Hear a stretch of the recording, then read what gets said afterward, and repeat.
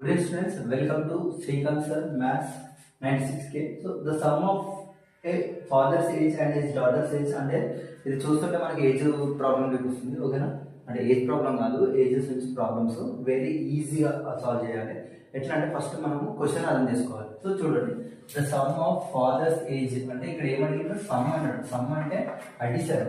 Father daughter అంటే father daughter is 65 years. ఓకేనా, ఈడి వరకు ఒకటి అయిపోయింది line.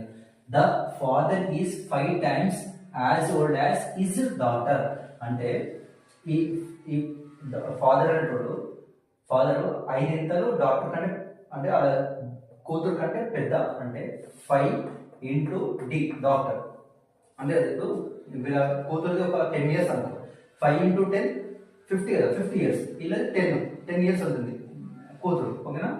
Equals to 65 sorry plus D equals to 65.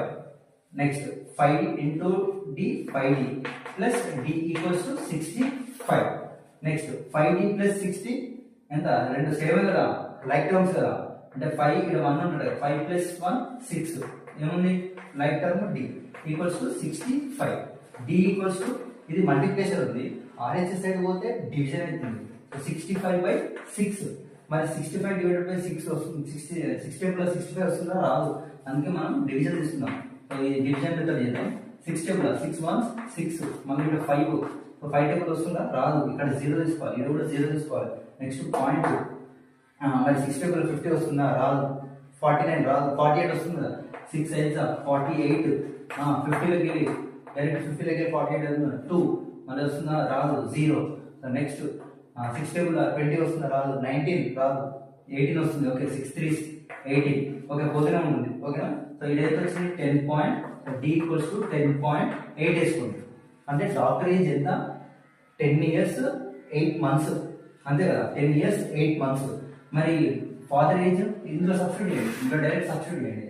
ఎంత doctor age 10 sorry father plus ఎంత డాక్టర్ ఏజ్ 10.8 ఈక్వల్స్ టు 65.